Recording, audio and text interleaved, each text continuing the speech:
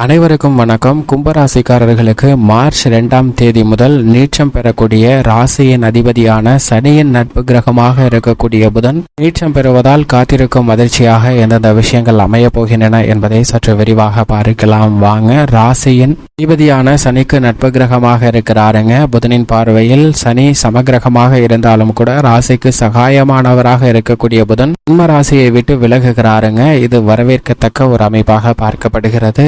இருந்தாலும் கூட ஜென்மராசியை விட்டு விலகக்கூடிய புதன் 2ஆம் இடத்தில் தனஸ்தானத்தில் நீச்சம் பெறுகிறார். இது சில நேரங்களில் சங்கடத்தை ஏற்படுத்துவதற்கான வாய்ப்பு கும்பராசிக்காரர்களுக்கு அதீதமாக உருவாக்குறது என்பதை தெளிவாக உறுதிப்படுத்துகிறாருங்க. ஏனென்றால் 5 மற்றும் 8ஆம் இடத்தின் அதிபதியாக இருக்கிறார். பூர்வ புண்ணியாதிபதியும் அஷ்டமாதிபதியுமாக இருக்கக்கூடிய புதன் பஞ்சம ஸ்தானாதிபதியும் அஷ்டமாதிபதியுமாக இருக்கக்கூடிய புதன் வலுவாக தனஸ்தானத்தில் நுழைவது நிச்சயமாக நல்ல பலனை பெற்றுக் கொடுக்கும். ஜென்மராசியை விட்டு விலகுவது வரவேற்கத்தக்க ஒரு அமைப்பாக பார்க்கப்பட்டாலும் அவர் தனஸ்தானத்தில் வலுவிழந்து நீச்சம் பெறுகிறாருங்க. தனஸ்தானத்தில் சஞ்சரிக்கக்கூடிய ராகுவுடன் இணைகிறாருங்க. எனவே குடும்ப ரீதியாக சில சிக்கல்களையும் அது மட்டுமல்லாது பொருளாதார ரீதியான எதிர்பாராத பல தடைகளையும் சந்திப்பதற்கான வாய்ப்பு உள்ளது என்பதை தெளிவாக உறுதிப்படுத்துகிறார். ஏனென்றால் சப்தம பார்வையால் அஷ்டமஸ்தானத்தை பார்க்கிறாருங்க.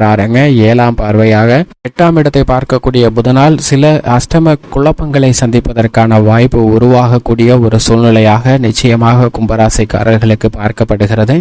பொதுவாக புதனை பொறுத்த வரைக்கும் அறிவுக்கு அதிபதியாகவும் வித்தைக்கு அதிபதியாகவும் செயல்படுகிறார். சூரியனுக்கு மிக அருகாமையில் இருக்கக்கூடிய கிரகமாகவும் ஒளி பொருந்திய கிரகமாகவும் பார்க்கப்படுகிறாருங்க. அவர் கொடுக்கக்கூடிய அறிவாற்றல் என்பது எதிரிகளை பந்தாடக்கூடிய அளவிற்கு வீரத்தையும் விவேகத்தையும் கொடுக்கக்கூடிய ஒரு சிறந்த அமைப்பாக பார்க்கப்படுகிறது. அப்படிப்பட்டவர் ஒருவருடைய ஜாதக அமைப்பில் மிகவும் வலுவாக சஞ்சரிக்கும் போது எதிர்பார்த்த காரியங்கள் அனைத்தையும் கணக்கச்சிதமாக எந்த விதமான தடையும் இல்லாமல் சிறப்பாக செய்து முடிக்க முடியும். ஆனால் அதே சமயம் புதன் கெட்டால் புத்தி கெட்டுவிடும் என்பார்கள். நோய்வாய்ப்படுவதற்கும் தேவையில்லாத சிரமங்களை சந்திப்பதற்கும் மிக எளிதாக முடிக்க வேண்டிய காரியங்களை கூட கடினமாகவும் சிக்கலாகவும் மாற்றிக்கொள்வதற்கான வாய்ப்பு உருவாகுங்க. அதே சமயம் புதன் வலுவாக சிறப்பாக சஞ்சரிக்கும் போது திட்டமிட்டதை விட அனைத்து காரியங்களிலும் நல்ல பலன் நிறைந்து கிடைக்கும். ஆனால் தற்போது அவர் நீச்சம் பெறுகிறாருங்க. 2ஆம் தேதி முதல்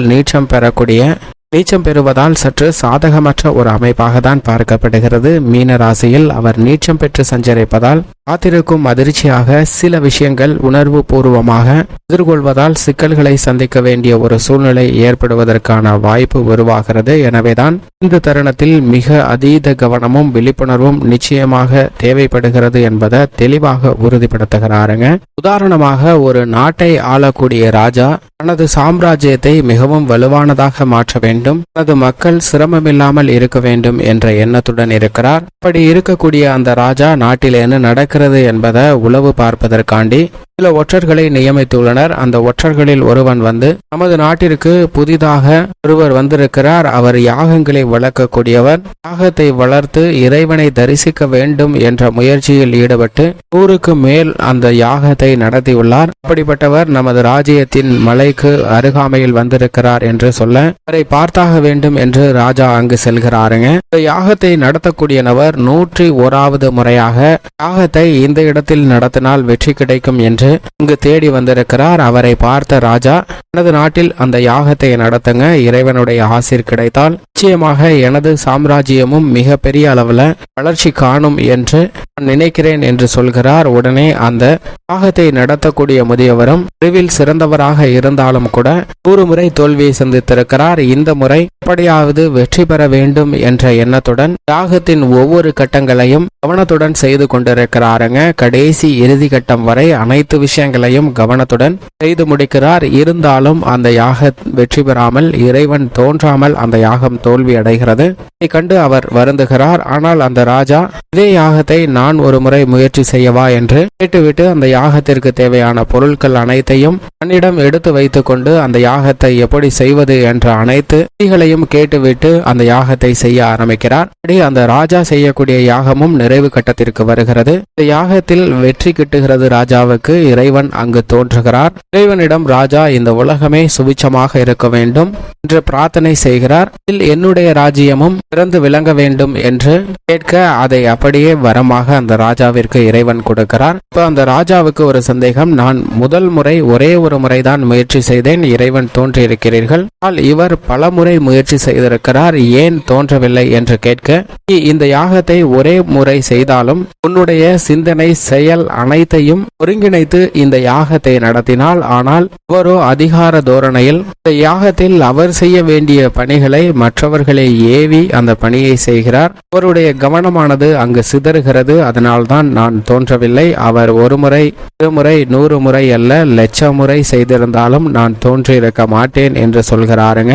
இதே போன்றுதான் நம்மளுடைய வாழ்விலும் நாம் என்ன செய்ய வேண்டும், நம்மளுடைய இலக்கு என்ன என்பதை நிர்ணயித்து அதை நோக்கி பயணிக்காமல் பல்வேறு தருணங்கள்ல கவன சிதறலால் பல்வேறு சிந்தனையும் எண்ண ஓட்டங்களும் நம்மளுடைய இலக்கை அடைய விடாமல் தடை செய்யக்கூடிய ஒன்றாக பார்க்கப்படுகிறது. அதிலும் குறிப்பாக புதன் தற்போது நீச்சம் பெறுவதால் உணர்ச்சி வசப்பட்டு சில முடிவுகளை தவறாக எடுப்பதற்கான வாய்ப்பு இருக்குங்க. எனவேதான் காத்திருக்கும் அதிர்ச்சியாக சில நிகழ்வுகள் சாதகமாக நடைபெறாமல் போவதற்கான வாய்ப்பு உண்டு. எதற்கெடுத்தாலும் முன்கோபத்துடன் அனைத்தையும் அணுகுவதாலும் திட்டமிடாமல் சில பணிகளை மேற்கொள்வதாலும் சிக்கல்களை சந்திப்பதற்கான வாய்ப்பு உருவாகிறது என்பதை தெளிவாக உறுதிப்படுத்துகிறாருங்க நீச்சம் பெறக்கூடிய புதன்.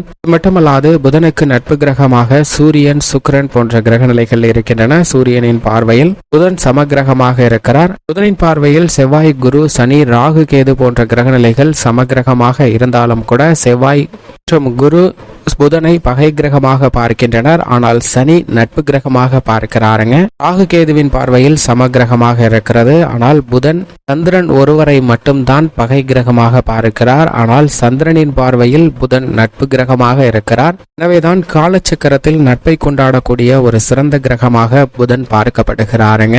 அப்படிப்பட்டவர் நீச்சம் பெறுவதால் இந்த தருணத்துல எந்த பணியை மேற்கொண்டாலும் உணர்ச்சி வசப்படாமல் நிதானமும் பொறுமையும் மிக அதீதமாக தேவைப்படுகிறது என்பதை தெளிவாக உறுதிப்படுத்துகிறார். கும்பராசிக்காரர்களை பொறுத்தவரைக்கும் ராசிக்கு மிகவும் சகாயமானவராக இருக்கக்கூடிய புதன் மிகவும் வலுவாக 2ஆம் இடத்தில் நுழைவது வரவேற்கத்தக்க ஒரு அமைப்பாக பார்க்கப்பட்டாலும், ஆனால் அங்கு அவர் வலுவிழந்து நீச்சம் பெறுகிறாருங்க. எனவே குடும்பஸ்தானத்தை நீச்சம் பெறக்கூடிய புதனின் அமைப்பு காரணமாக குடும்ப ரீதியாக எதிர்பாராத சில சங்கடங்களையும் தேவையில்லாத பிரச்சனைகளையும் சந்திப்பதற்கான வாய்ப்பு உருவாகிறது. ஏற்கனவே புதைந்து போன ஒரு விஷயத்திற்கு கூட இந்த தருணத்தில் மீண்டும் ஒரு குழப்பத்தை சந்திக்க வேண்டிய ஒரு சூழ்நிலை ஏற்படலாம். சில நேரங்களில் சின்ன சின்ன தடையும் மன வருத்தமும் குடும்ப உறுப்பினர்களுக்கிடையே ஏற்படுவதற்கான வாய்ப்பு உருவாகிறது. ஏனென்றால் அறிவுபூர்வமாக சிந்தித்து முடிவெடுக்க வேண்டிய சூழ்நிலையில உணர்ச்சி வசப்பட்டு சில தவறான முடிவுகளை குடும்ப ரீதியாக எடுப்பதற்கான வாய்ப்பு கும்பராசிக்காரர்களுக்கு உண்டு என்பதை நீச்சம் பெறக்கூடிய புதன் உறுதிப்படுத்துகிறார். கணவன் மனைவிக்கிடையே சிறு சிறு கருத்து மோதல்கள் சந்திப்பதற்கான வாய்ப்பு உண்டு. இதிலும் குறிப்பாக காதலிகளுக்கிடையே இந்த தருணத்துல தேவையில்லாத மன வருத்தமும் சங்கடமும் அதிகரிக்கலாங்க. அதன் காரணமாக காதல் முறிவை கூட சந்திப்பதற்கான ஒரு சூழ்நிலை உருவாகிறது. எனவே இந்த தருணத்தில் நிச்சயமாக கும்பராசிக்காரர்கள் எந்த விதமான பணியாக இருந்தாலும் சற்று விட்டு கொடுத்து சென்றால் நிச்சயமாக உறவுகள்ல மன வருத்தத்தை சந்திக்க வேண்டிய ஒரு சூழ்நிலை இல்லை என்பதை புதன் உறுதிப்படுத்துகிறார். இது மட்டுமல்லாது தொழில்துறை, வியாபாரத்துறை ரீதியான பணிகள்ல மிகவும் அதீத கவனம் தேவை என்பதை தெளிவாக உறுதிப்படுத்துகிறாருங்க. ஏனென்றால் சப்தம பார்வையாக அஷ்டமஸ்தானத்தை பார்ப்பதால் இந்த தருணத்தில் நீங்கள் செய்யக்கூடிய சிறு தவறு கூட மிகைப்படுத்தி காட்டப்படுவதற்கான வாய்ப்பு அபரிவிதமாக உருவாகிறது. எனவே அதன் காரணமாக எதிர்காலத்திற்கு பல பிரச்சனைகளை சந்திக்க வேண்டிய ஒரு சூழ்நிலை உள்ளதுங்க. எனவே இந்த தருணத்தில் அதீத கவனமும் விழிப்புணர்வும் உங்களது பணிகளில் மிக முக்கியமாக தேவைப்படுகிறது. பங்குதாரர்கள், வாடிக்கையாளர்கள், நிதி நிறுவனங்கள் என அனைத்திலும் சின்ன சின்ன குழப்பங்களை சந்திப்பதற்கான ஒரு சூழ்நிலை உண்டு. ஆனால் தைரியமாகவும் துணிச்சலுடனும் நீங்களே அத்தனை பிரச்சனைகளையும் எதிர்கொண்டால் இதற்கு தீர்வு கிடைக்கும் என்பதை நீச்சம் பெற்றிருக்கக்கூடிய புதன் உறுதிப்படுத்துகிறாருங்க. ஆனால் அந்த தீர்வுக்காக 3ஆம் நபருடைய தலையீட்டை அனுமதிக்கும் போது சில வில்லங்கத்தையும் சிக்கலையும் தான் சந்திப்பதற்கான ஒரு சூழ்நிலை உருவாகிறது என்பதை தெளிவாகவும் துல்லியமாகவும் உறுதிப்படுத்துகிறாருங்க. ஏனென்றால் தருணத்தில் குடும்பம், வேலை, தொழில் என எந்த விதமான பணியாக இருந்தாலும் அதில் ஏற்படக்கூடிய சிக்கல்களை தீர்ப்பதற்காக 3ஆம் நபரை அனுமதிப்பதால் அந்த சிக்கல்கள் மேலும் வலுவடையுமே தவிர தீர்வை காண்பதற்கான சாத்தியக்கூறு இல்லை என்பதை தெளிவாக உறுதிப்படுத்துகிறாருங்க. எனவே அதீத கவனம் தேவை. கலைத்துறை மற்றும் அரசியல் துறையின் நாயகனாக இருக்கக்கூடிய சுக்கிரனும் மிக விரைவில் ஜென்மத்தில் வரப்போகிறார். எனவே சில குழப்பமான சூழ்நிலைகள் ஏற்பட்டாலும் அவற்றிற்கு மிக விரைவில் தெளிவு கிடைப்பதற்கான வாய்ப்பு உண்டு. அரசியல் யூகங்கள்ல சின்ன சின்ன மந்தமான சூழ்நிலை ஏற்படலாம். மாணவ மாணவரின் கல்வி சார்ந்த விஷயங்களில் வித்யாகாரகராக இருக்கக்கூடிய புதன் நீச்சம் பெற்றிருப்பதால் கவனச்சிதறல் ஏற்படலாங்க. கவனச்சிதறல் மதிப்பெண் சிதறலாக மாறிவிடுவதற்கான சாத்தியக்கூறுகள் உண்டு. எனவே கும்பராசிக்கார மாணவர்களின் பெற்றோர்கள் சற்று கல்வியில் கூடுதல் கவனத்துடன் இருக்க வேண்டும். வித்யாகாரகராக இருக்கக்கூடிய புதன் நீச்சம் அடைவதால் அது மட்டுமல்லாது விவசாயத்துறையின் அதிபதியாக இருக்கக்கூடிய செவ்வாய் விரயத்தில் நீச்சம் உச்சம் பெற்றிருக்கிறாருங்க. அவர் விரயத்தில் உச்சம் பெற்றிருப்பதால் நீங்கள் எதிர்பார்க்கக்கூடிய பணிகளை முடிக்க வேண்டும் என்றால் சற்று அலைந்து திரிந்து முடிக்க வேண்டிய ஒரு சூழ்நிலை தான் ஏற்படுகிறது என்பதை புதனும் உறுதிப்படுத்துகிறார். மேலும் சாதகமாக இந்த தருணத்தை கும்பராசிக்காரர்கள் மாற்றிக்கொள்ள வேண்டும் என்றால் நிச்சயமாக வாரத்தில் புதன்கிழமை விரதமிருந்து அருகாமையில் உள்ள நவகிரக சன்னதி சென்று தீபமேற்றி வழிபாடு செய்யுங்கள். மேலும் மற்றவர்களின் கல்விக்காக ஏதேனும் சிறு உதவி செய்தால் கூட உங்களுடைய வாழ்வில் மிக நிறைந்த பலனை பெறுவதற்கான யோகம் கும்பராசிக்காரர்களுக்கு உண்டு.